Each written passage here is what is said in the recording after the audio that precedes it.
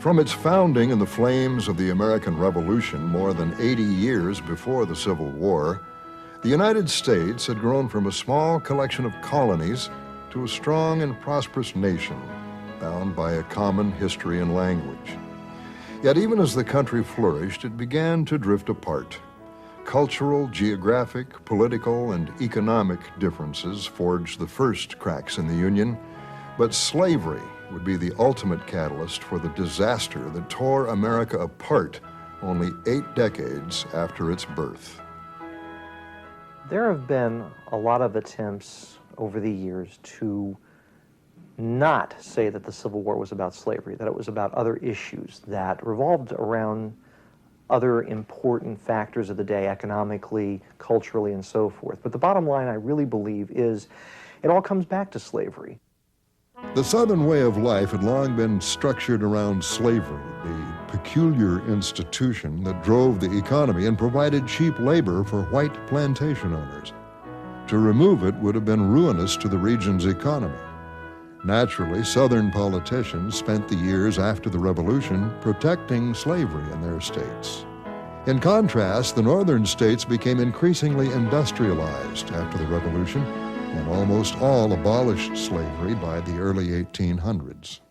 The key issue behind the Civil War has to be slavery. Yes, there are many other issues.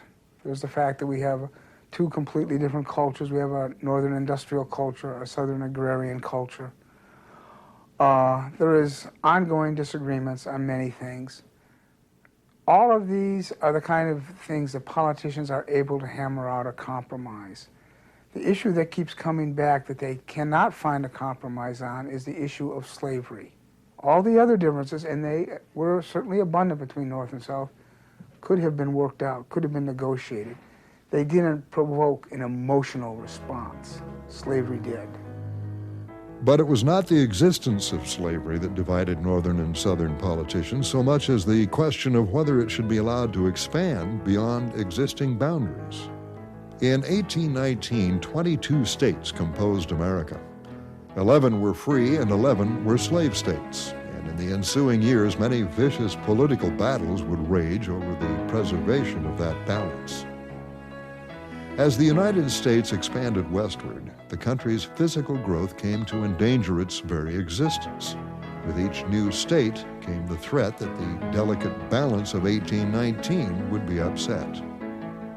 The Compromise of 1820 really speaks to one of the major defining issues of this whole pre-Civil War era, and that was how slavery was going to fit into the context of westward expansion. As the territories from the Louisiana Purchase were organized, this really came to the forefront of national attention. Were they going to be slave states as they were organized into states, or were they going to be free states? And if they were one or the other, it was going to upset the balance of power in Washington and Congress.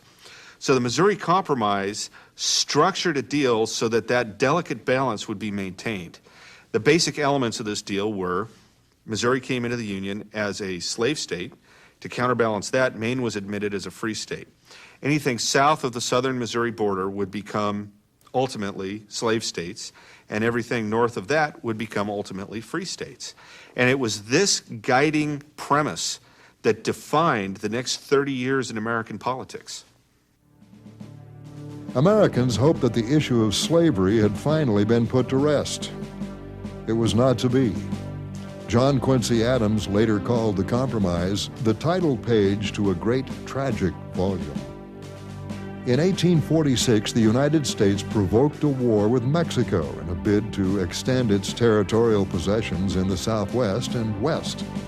Characterized by historian Clement Eaton as an adventure in imperialism of the South in partnership with the restless inhabitants of the West, the Mexican army stood little chance of defeating the invaders.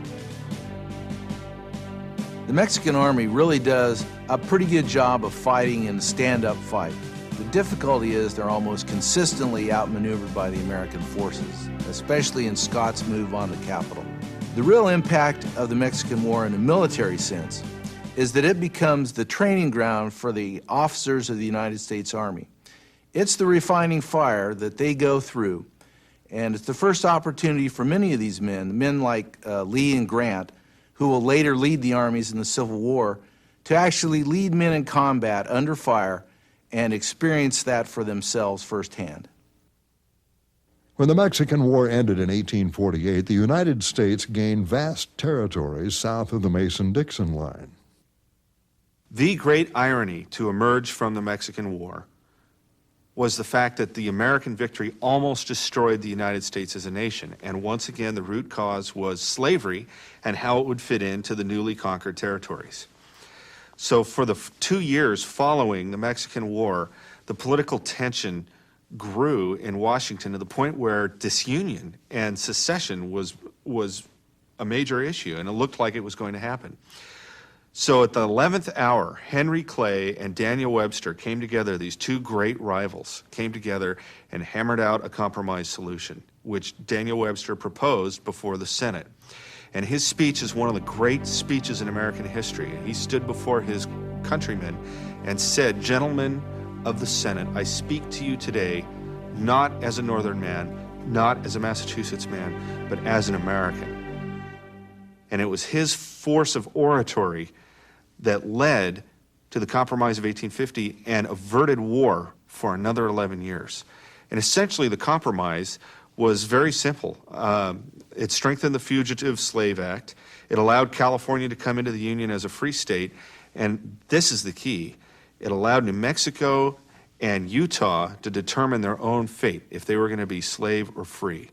And this laid the seeds for popular sovereignty, which unfortunately, ultimately, would destroy the Union. For a brief time, the fires of sectional strife appeared to have been extinguished, but resentment smoldered beneath the surface. In 1854, it flamed to life once again. Senator Stephen Douglas of Illinois introduced the Kansas-Nebraska Act, which did away with the Missouri Compromise and introduced the concept of popular sovereignty, which would allow the people of the territory to decide the issue themselves. Popular sovereignty, when it was actually executed and implemented in Kansas, became a nightmare that destroyed the Franklin Pierce administration and ultimately destroyed the Buchanan administration. What happened was in 1856, open warfare broke out between the pro-slavery and the anti-slavery factions. Lots of people died. Rival competing legislatures were established, and fraudulent votes, all sorts of election violations took place. And ultimately what came out of this was a constitution called the Lecompton Constitution that included pro-slavery provisions that was sent to Congress to be ratified. And this happened in 1857, right after Buchanan became president, and he bet the farm on the Lecompton Constitution. He felt that if this thing could be passed, not only would it quell Southern antipathy towards the North, but it would also lead to a stabilization of the situation in Kansas. And Kansas, by this point, had become a bleeding ulcer for the nation. So he wanted to put this to rest, and he bet everything, every ounce of his political energy went into passing the Lecompton Constitution. Well, it turned out to be a disaster. It passed in the Senate. It didn't pass in the House of Representatives, in part because most of the Northern Democrats fled the party and voted with the Republicans. In fact, there was a point where in the Senate, Stephen Douglas was considered to be a candidate for conversion to the Republican Party because of his opposition. In the end, Lecompton got thrown back to Kansas to be re-voted on, and done so with federal supervision. And it was just absolutely roundly defeated. And thus, Kansas did not actually become a state until 1861. And this betting the farm on this one issue that Buchanan did doomed his administration, and in the process wiped out the strength of the northern wing of the Democratic Party and set the stage for the disaster in 1860. The midterm elections in 1858 resulted in almost all of the pro-Lecompton Northern Democrats losing their seats in the House and in the Senate. It was a disaster, and it destroyed the party structure in the United States and set the stage for the Civil War. In 1856, John C. Fremont became the first Republican candidate for president on a platform denouncing the Kansas-Nebraska Act and the Fugitive Slave Law. Though he was defeated by Democrat James Buchanan, the election clearly demonstrated the sharp political divisions in the country. Northerners voted for Fremont. Southerners voted for Buchanan. By the time the voters went to the polls in 1860, the rift between North and South would prove too wide a gulf for any political party to bridge. During the Republican convention, Fremont and Lincoln were vying for delegates, and eventually Fremont's support began to drain away, and Lincoln picked up his delegates and ultimately won the nomination. Now, when he was nominated, that absolutely petrified the South because of the Lincoln-Douglas debates and Lincoln's approach to slavery in the territories was considered radical in the South. So they were absolutely terrified that if he were elected president, their entire way of life would be destroyed. As a former Illinois congressman, Lincoln proposed that slavery be kept out of the new federal territories and believed it must be tolerated where it already existed. Yet his nomination sent shivers of dread through the South. Their worst fears were realized when the Democratic Party split into two factions, one Northern and one Southern, and each nominated their own presidential candidates. Stephen A. Douglas accepted the nomination of the Northern Democrats, while the Southern Democrats picked John C. Breckinridge as their candidate. The split devastated the party and ensured the Republicans would win the election. Though he garnered just 40% of the popular vote, Lincoln easily outdistanced his Democratic rivals, and in November 1860, he became the 16th President of the United States. Lincoln's election repelled the South and set the stage for rebellion. On December 20th, 1860, South Carolina seceded from the Union. Mississippi joined South Carolina on January 9th, with Florida and Alabama following a few days later. By early February, Louisiana and Texas had also seceded. Together, these breakaway states formed their own government, meeting in Montgomery, Alabama, where they proclaimed the new Confederate States of America.